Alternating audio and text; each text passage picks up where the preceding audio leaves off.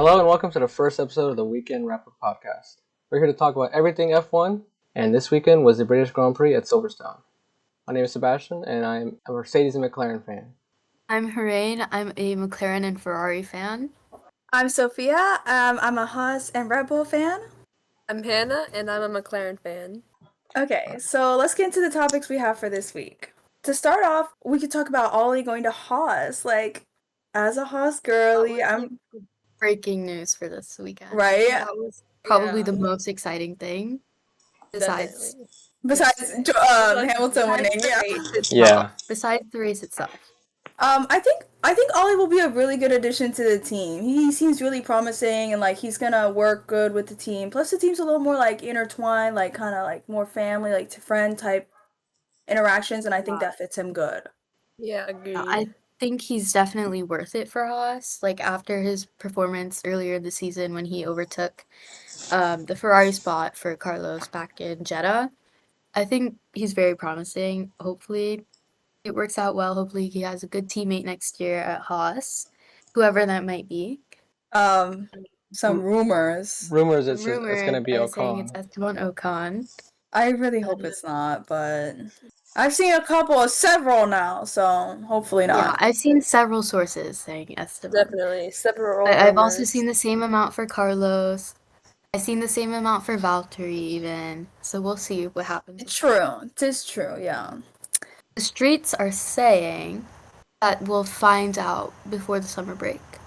Hopefully, because... Hopefully they're right.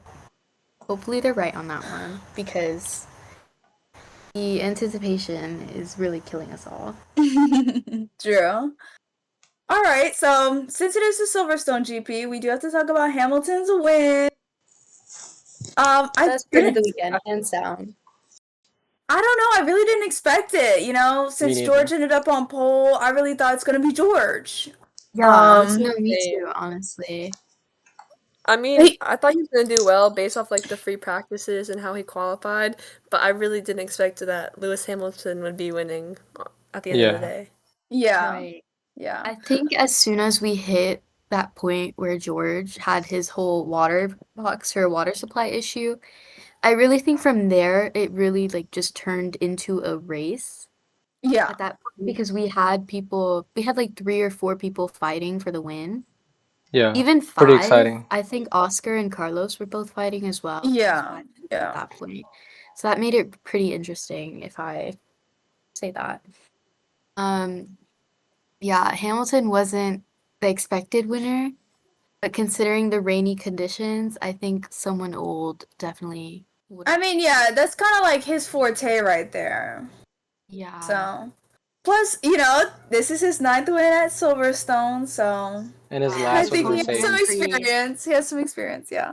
Yeah. And Hamilton's, oh my gosh, I keep getting the footage now of just him and his dad crying. And I was listening to the radio messages too. Like earlier this morning, I was listening to the radio. You could, just from hearing his voice, you could tell how much it meant to him and how much he was crying. Yeah. Like I didn't expect him to cry as much, but obviously after winning for 945 days without a win.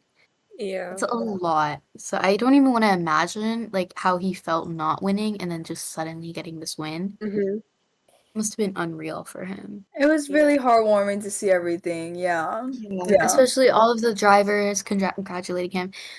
George, even after not finishing the race, he's still he was the first person to congratulate Lewis. Yeah, he hopped on the radio. Shake his hand, that was very sportsmanlike. Yeah. Very, very heartwarming. I think he talked about it a little bit too in the post-race press conference and how he said he's never cried before and talking about all the emotions he's been feeling since. And that he couldn't stop crying. Speaking of George, it must have been so heartbreaking to be so close to the win and then you just can't. He was leading that race for so long. He had such a great start. He got away pretty good. He had good. great pace every time. He had great pace. It was just that water issue that really got to him. And to be fair, although it's annoying. He started from pole. He had a great start. And then that just happened. I felt so bad when I heard that message come in to retire the car. I was like, oh my god. To be fair, if he would have continued racing, it probably would have led to his engine overheating and probably a much catastrophic end. Yeah, it was probably good that he did retire, but it's still like sad. Yeah. It's a good thing he retired. Same thing with Pierre in the sense, like with that whole gearbox issue thing. It's a good thing that they retired the car. But as them being like good drivers, even favorite drivers, it kind of just hurts to see that happen. Yeah. Mm-hmm.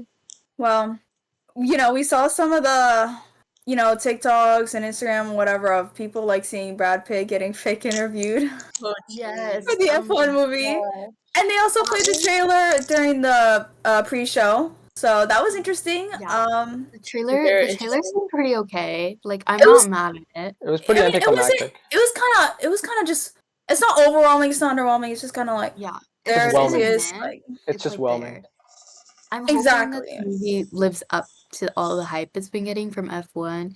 I know Yeah. Lewis, I think, is helping in the production of it, so I'm really Yeah. hoping it does portray F1 properly, Well, and it's Yes. not just like another, like racing movie where you Yeah. don't really feel it as much.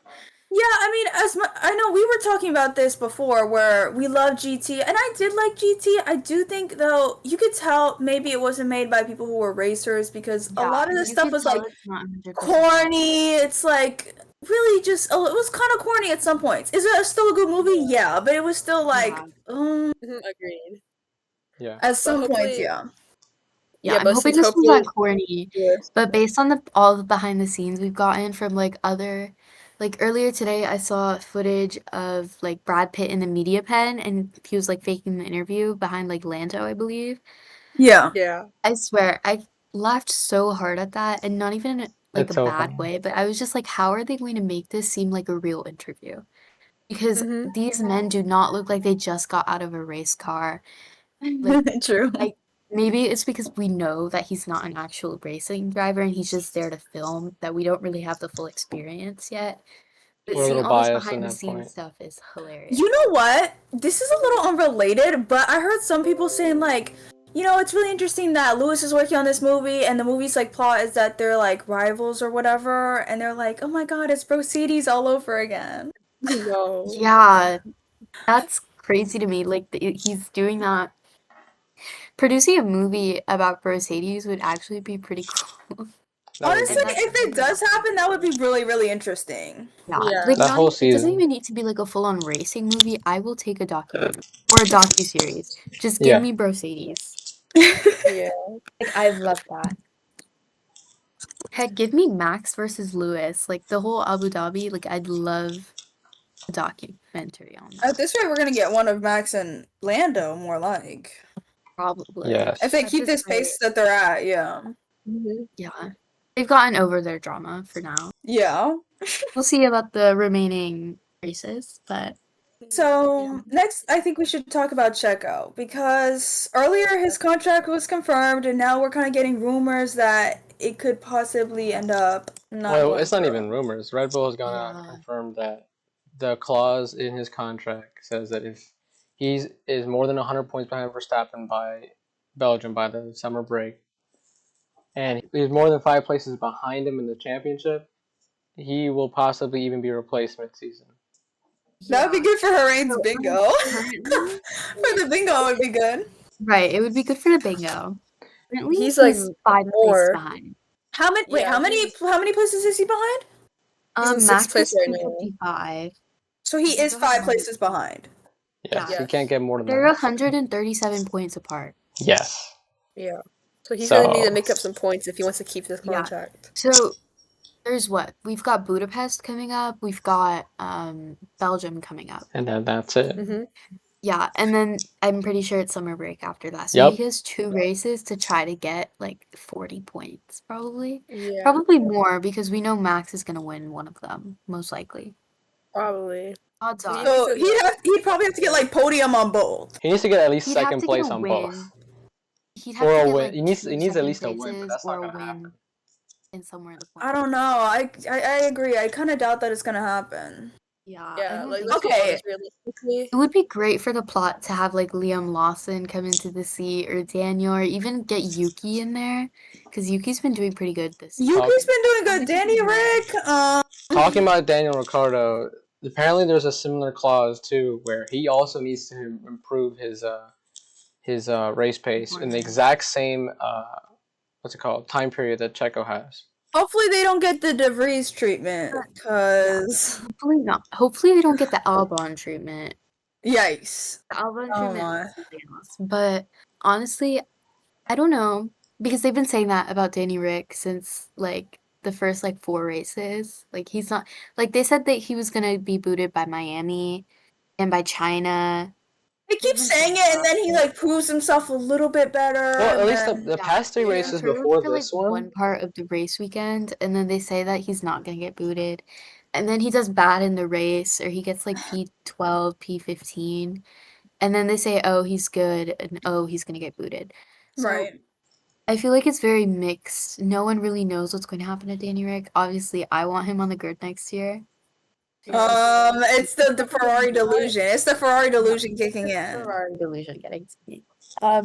But yeah, I'm hoping he's on the grid. There's only like 6 seats, I think, left for next year, which is it's 6 right now. Yeah.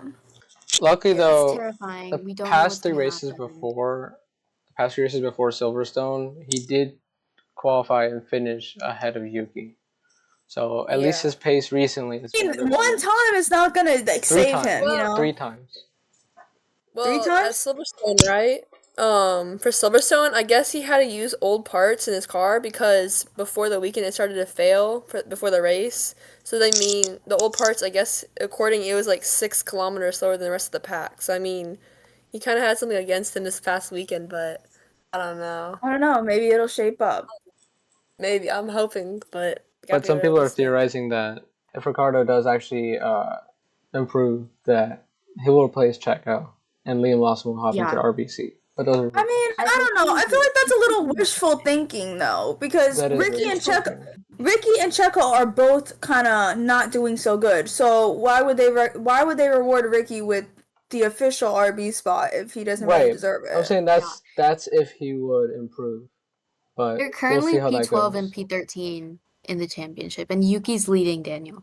Yes. So, by that logic, even if Checo were to be replaced at least for the rest of the season, if not, it would be Yuki. It would make more sense to put Yuki in the seat. Yeah, correct. But I don't think that's really good for chemistry, though. Yeah. In terms of team chemistry, it doesn't make the most sense. Well, you might get another Gasly outcome. I guess just in terms of everything, Yuki's a lot more aggressive when driving, and I'm not saying that's a bad thing because being aggressive can be a good thing when you're racing, but having 2 aggressive drivers in the same team. Aggressive to the point where he's like crashing out other people or causing so much damage to the car, or he's fighting with Max. Yeah, I mean, I think there's a lot of factors that go into it. Yeah, there's definitely a lot of factors that will like go into if Checo gets replaced for the rest of the season or something like that. There'll be definitely a lot of like things going into to see to who will take the seat. Honestly, at this point, I don't know if Red Bull would do that to the RB drivers because already as is, the RB drivers aren't doing. I don't think they're doing as good as they could be doing. Agreed. Given their circumstances and everything, but would they really take a chance on Yuki and Daniel, or would they just give Liam the seat? Because I mean, even now, I think they're having Liam test the RB20. Yes. Yeah. They said that he would test Max's car. Yeah, Max's car. Either they've already done it or they're going to do it. I don't know what date they had for that, but I think Liam would probably be a better move for the RB seat, like the Red Bull seat. Yeah, and if he does better than Checo's been doing so far, which granted it's about halfway through the season, then I think Liam should get the Red Bull seat. But we'll see. A little bit of wishful thinking, having a rookie, an almost rookie, half rookie. But they did it with Verstappen. Yeah, they did it with Max. I don't know. I mean, Max was in Toro Rosso for a year. I think it was a year or 2 before he moved to Red Bull. But yeah, I feel like Liam would be very good in that seat. So I think we should also talk about like the special liveries for this weekend. Okay, how do we feel about Red Bull's special livery? I did not like it. I mean, I did It not was like kind of it. okay. I Like, liked it it. wasn't I mean, terrible. I remember seeing It like wasn't their. terrible, but it wasn't the best livery I've It seen. was I was kind just- of meh. it was And I mid. kept seeing the same jokes like, oh my god, it's Lando's blood on the car or Uh-huh. I know, whatever. I was I'm about like, to say that. oh, you guys are so unfunny. Like, so unfunny. That was not I funny. I was not really a fan of the Williams one. Maybe we're biased because we're Americans, whatever, but Yeah. I'm not the biggest fan of the Williams one, but dare I say that might have motivated Logan Sargent just a little bit to do a little bit better this weekend than what we saw. it's Like, because of the this 4th of weekend he July. literally qualified, what, P12, P11? something like that. Yeah. Something like that. Mm-hmm. P11 or P12. And I think he ended the race P13. Yeah, he did really, really good. Yeah. He He did really good qualified compared to his original P12. stats. So, He qualified P12 and then finished P11. Oh he wow. still did good. Considering the circumstances, I think he did pretty good. I think it was a 9-second gap to Albon, which is pretty impressive given the other gaps this season. And he was pretty close to Albon in qualifying as well. Yeah. So I I think think Albon he'll, ended up finishing P9. So yeah, I think Albon was Yeah, he P9. did. the Williams did well. Yeah, Speaking the of Williams- folks who did well, Nico did really good this weekend too. He got Yeah, P6. P6. He got did. This is twice P6 in a row too, now. right? My fave, yes. Haas is doing pretty good this weekend. Pretty good this season in general. Yeah. P6 2 weekends back to back is obviously insane. I was going to say that I think Nico is like almost single-handedly carrying us right now. Yeah. I mean, he kind of is. Like before, okay. K-Mag was helping him out a little bit in the beginning, but now he's kind of being like, Yeah. they're both kind of to themselves. Yeah. And I feel like you can see the difference between the drivers just in their Oh, qualifying. for sure. I have the stats Exactly. open right next to me. So currently Haas has 27 points in the constructors, and 22 of them came from Nico. So he's literally has like the majority. So he has majority of it. That's kind of giving the same ratio as last year of Alex to Logan's 1 point. God, Where he Alex calling was him out. single-handedly carrying Williams. But I think Haas like could do some great things. There's still like at least I think there's like 10 races, probably more, left this season. 12. We were exactly at 12, the right? halfway point. Yeah. there's Yeah, 12 we're at the halfway point. 12 races. There's 12 races left in the season, and I don't know if Haas has had so many updates yet. They had updates this weekend. That's what Nico Yes. he was very happy about that. He's like, as soon as I felt the updates, I was smiling. Yes. Yeah. So he feels better in the Even if car. yeah, even if they are doing updates, they're doing good updates. And I think as much as I love Gunther Steiner, like he's a great I personality. think he's a good guy, but He's a good Io guy, is but doing he's a lot better. Io's doing a lot better. He's doing a lot better. I love Gunther. Nothing against him. Exactly, yeah. Like I truly do love him. But as a team principal, it probably was a good move to For him to replace resign, yeah. just for the sake of the team. And I And think he I did feel do like he understood that. Like he wasn't mad about Yeah, it. I don't think. I think he understood that for sure. Maybe in the future there'll be another opportunity for him somewhere in F1, whether it be commentator or whatever. Whatever might be the case with Gunther. But I think for the sake of team principles, it was a good thing replacing Gunther. He already got experience with that because he did the post-race interviews in Australia. Yes, If you he remember. did do the post-race interviews. I think it was Miami, right? No, it was Australia. Was it? Oh my gosh. I remember him interviewing Sainz when he won. I pretty thought sure. he interviewed Lando when he won too. Hold on. Let me Maybe it was check. both. Well, we can also talk about like Ferrari's whole strategy or lack thereof this weekend, which is just the else is usual new? at this Yeah. point. What else is Just the new? usual. I feel really, really bad for Charles. Like Oh Yeah. yeah, for sure. it's They haven't- terrible. Ever since Monaco. The Monaco curse has been broken, but now another Monaco Yeah. curse is. Yeah, that's what I everyone's saw this, saying. oh my gosh. I saw this meme. It's like the red and blue pill meme. And it was Yeah. red Oh yeah. Yeah, the red pill was like, do well the rest of the season, but like do terrible in Monaco, or win Monaco and do terrible the rest of the season. Yeah, I saw that one, yeah. Yeah. And it said that he had the Do Well in Monaco pill, and I was like, oh my god, these people.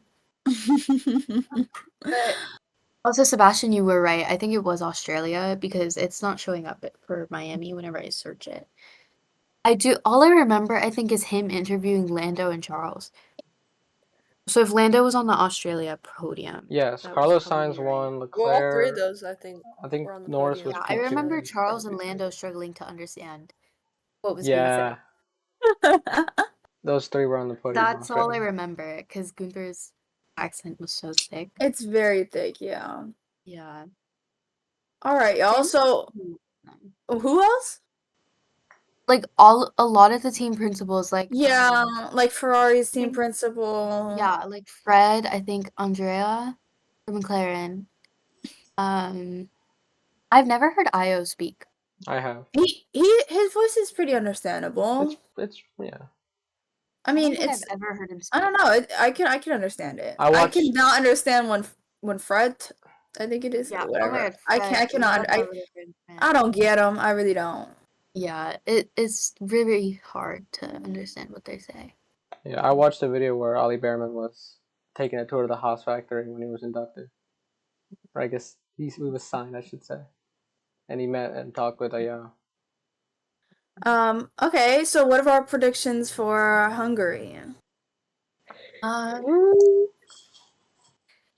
don't know yet. Given the recent pace, so like. Mhm. I'm gonna go given the recent pace that they're definitely gonna have another Verstappen Norris battle. It's just kind of guaranteed at this point. I think that will happen. And I think Mercedes is continue to do well, but for actual podium standings, let's see. What's your prediction for podium? For podium or for quali? No, for podium, like finish. Okay. Like, what do you think is gonna be the 1, 2, 3 finish? Oh, this is a good question. Okay, hold on. I need to see the Hungary track again. Which fun fact apparently is Hamilton's favorite Lando's track. gonna do good. Okay. I'm gonna go. It's very curved. It's a I'm bunch gonna of. guess. Wait. My prediction's gonna be Max, Lando, George. Lando, George. I'm gonna go.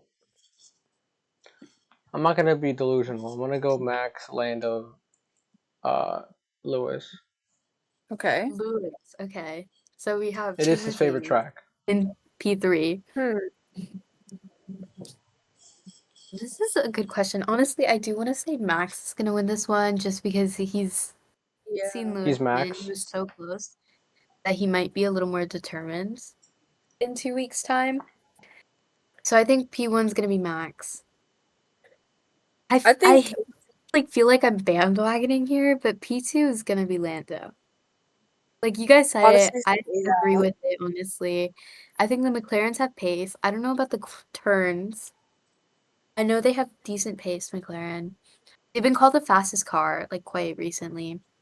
So I think they'll be pretty good. P3, my delusion wants me to pick Charles Leclerc. Okay. I won't, just because Ferrari has definitely not been doing well, especially with him recently. So I think P3, maybe we could see Oscar.